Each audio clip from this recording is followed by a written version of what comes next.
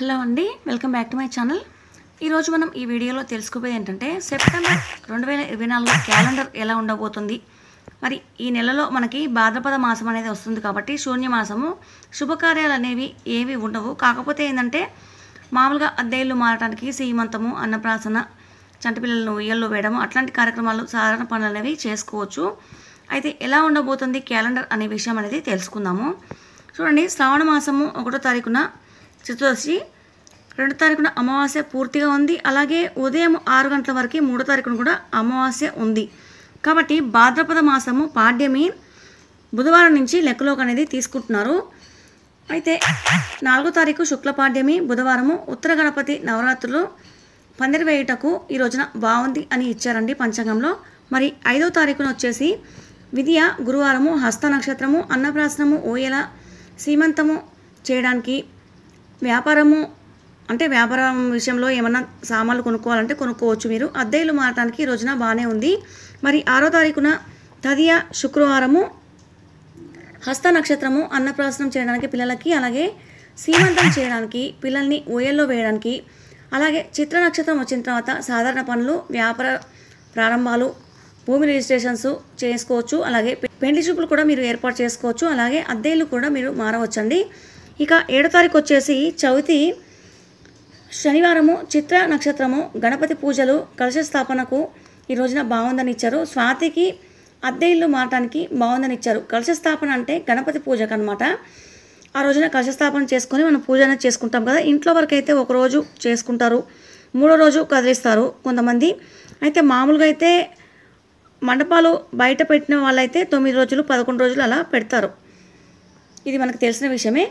ఇక వినాయక చవితి పండుగ ఈరోజు అనమాట. అంటే 7వ తారీఖున వినాయక చవితి పండుగ.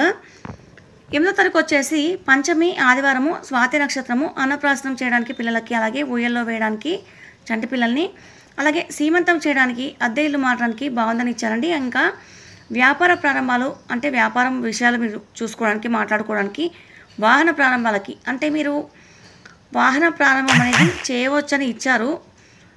కానీ శూన్యమాసంలో కొత్తగా కొన్న వాహనాలు అయితే ప్రారంభం అనేది చేయరు. కానీ ఇక్కడ ఇచ్చారు కాబట్టి నేను చెప్తున్నాను, మీరు ఆలోచించుకోండి. ఇంకా 9వ తారీఖు వచ్చేసి షష్ఠి సోమవారము, విశాఖ నక్షత్రము, వ్యాపార విషయాలు మీరు మాట్లాడుకోవడానికి, అలాగే శస్త్రచికిత్సలకి అంటే ఏదైనా ఆపరేషన్స్ అనేవి చేయించుకోవడానికి రోజున బాగుంది.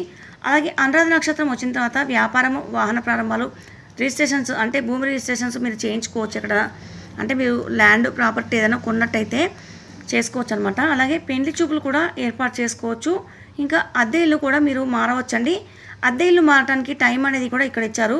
3 గంటల 53 నిమిషాల తర్వాత మీరు అద్దె ఇల్లు అనేది మారవచ్చు అనమాట.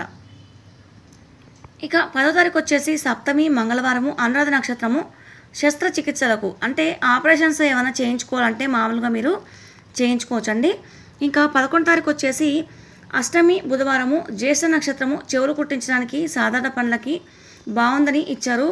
మూల వచ్చిన తర్వాత మీరు 3 గంటల 45 నిమిషాల తర్వాత అద్దె ఇల్లు మారవచ్చని ఇచ్చారు. 12వ తారీఖు వచ్చేసి నవమి గురువారము, మూల నక్షత్రము, అన్నప్రాసనం చేయడానికి పిల్లలకి, అలాగే ఊయల్లో వేయడానికి, సీమంతం చేయడానికి, వ్యాపార ప్రారంభాలకి బాగానే ఉందని ఇచ్చారండి. ఇంకా 13వ తారీఖు వచ్చేసి దశమి శుక్రవారము, పూర్వాషాఢ నక్షత్రము, పెళ్లి చూపులు ఏర్పాటు చేసుకోవచ్చు. సాధారణ పనులనేవి కూడా ఈరోజు చేసుకోవచ్చు. అలాగే ఉదయం 10 గంటల తర్వాత ఉత్తరాషాఢ వచ్చిన తర్వాత మీరు అద్దె ఇల్లు అనేది మారవచ్చండి. ఇక 14వ తారీఖున ఏకాదశి శనివారము, ఉత్తరాషాఢ నక్షత్రము మిగులు, మీరు పెళ్లి చూపులు అనేవి ఏర్పాటు చేసుకోవచ్చు. ఇంకా వ్యాపార ప్రారంభాలు, వాహన ప్రారంభాలు, అలాగే శ్రవణ నక్షత్రం వచ్చిన తర్వాత 3 గంటల 33 నిమిషాల తర్వాత అద్దె ఇల్లు అనేది మీరు మారవచ్చండి. ఇంకా 15వ తారీఖు వచ్చేసి ద్వాదశి ఆదివారము, శ్రవణ నక్షత్రము, అన్నప్రాసనం చేయవచ్చు పిల్లలకి, అలాగే పిల్లల్ని ఊయల్లో వేయవచ్చు, సీమంతం చేసుకోవచ్చు. అద్దె ఇల్లు మారటానికి కూడా ఈ రోజున బాగానే ఉందండి. అలాగే వ్యాపార ప్రారంభాలు అంటే వ్యాపారానికి సంబంధించిన విషయాలు ఏమైనా మాట్లాడుకోవడానికి బాగానే ఉంది. అలాగే భూమి రిజిస్ట్రేషన్స్ కూడా మీరు ఈ రోజున చేయించుకోవచ్చు. అలాగే వాహన ప్రారంభాలు, పెండ్లి చూపులు ఏర్పాటు చేసుకోవచ్చు.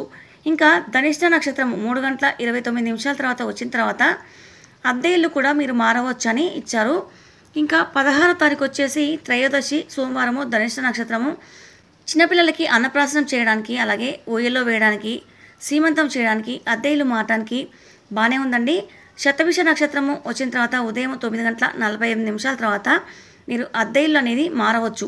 మరి 17 తారీఖు వచ్చేసి చతుర్దశి మంగళవారము శతభిష నక్షత్రము శస్త్రచికిత్సలకు అంటే ఆపరేషన్ అనేవి ఏమైనా చేయించుకుంటారు కదండి. మామూలుగా ఏమైనా ఒంట్లో బాగాలేకపోతే ఆపరేషన్స్ చేయాలి అని చెప్తారు కదా, మీరు ఈ రోజున చేయించుకోవచ్చు అన్నమాట.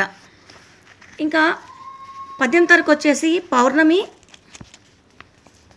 బుధవారము ఉత్తరాభాద్ర నక్షత్రము వ్యాపార ప్రారంభం, వాహన ప్రారంభం, పెళ్లి చూపులు ఏర్పాటు చేసుకోవడానికి, అలాగే మధ్యాహ్నము 3:15 తర్వాత మీరు అద్దె ఇల్లు మారవచ్చు అని ఇచ్చారండి. ఇంకా 19 తారీఖు వచ్చేసి బహుళ పాడ్యమి గురువారము ఉత్తరాభాద్ర నక్షత్రము అన్నప్రాసనం చేయవచ్చు చంటి పిల్లలకి. అంటే 6 నెలల తర్వాత చేస్తారు కొంతమందికి, 5 నెలలకేమో ఆడపిల్లలకు చేస్తారు, 8వ నెల మగపిల్లలకు చేస్తారు.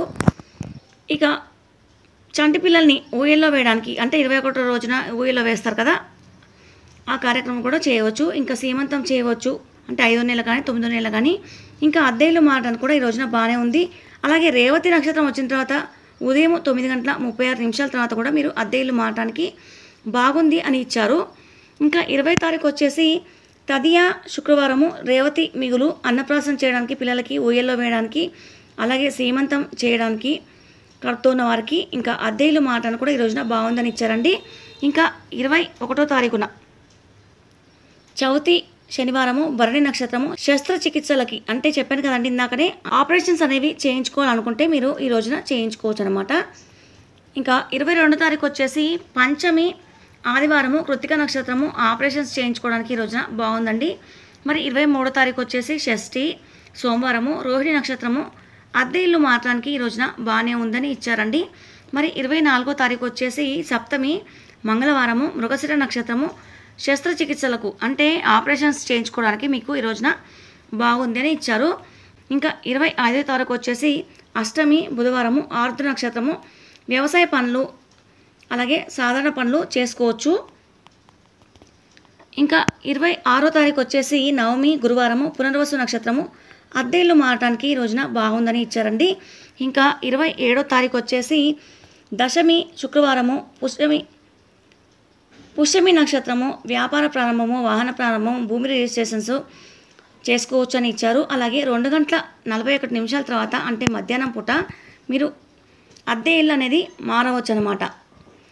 ఇక 28వ తారీఖు వచ్చేసి ఏకాదశి శనివారము ఆశ్లేష నక్షత్రము శస్త్రచికిత్సలు చేయించుకోవడానికి, ఇంకా వ్యవసాయ పనులు అనేవి చేసుకోవడానికి అంటే మీరు ఏమైనా వస్తువులు కొనుక్కోవాలంటే ఈ రోజున కొనుక్కోవచ్చు అనమాట. వ్యవసాయ పనులు అనేవి మీరు చూసుకోవచ్చు అని ఇచ్చారండి. ఇదండి మరి సెప్టెంబర్ 2024 క్యాలెండర్ ఎలా ఉండబోతోంది, మరి భాద్రపద మాసము మనము ఎలా ఉండబోతుంది అనేది తెలుసుకున్నాం కదా. మరి వినాయక చవితికి కూడా ఎప్పుడు అనేది తెలుసుకున్నాము. ఈ వీడియో మీకు నచ్చినట్లయితే లైక్ చేయండి, షేర్ చేయండి, సబ్స్క్రైబ్ చేయడం మర్చిపోకండి. పక్కనే ఉన్న గంట సింబల్ని మీరు ఆల్ అని ప్రెస్ చేయండి. నేను ప్రతి వీడియోలో చెప్తున్నాను అనుకోవద్దు, ఎందుకంటే మీరు వీడియోస్ మిస్ అవుతారని ఇలా చెప్తున్నాను. అలాగే వీడియో కూడా స్కిప్ చేయకుండా చూడండి. ఈ వీడియో చూసినందుకు ధన్యవాదాలండి. మరొక వీడియోతో మీ ముందుంటాను.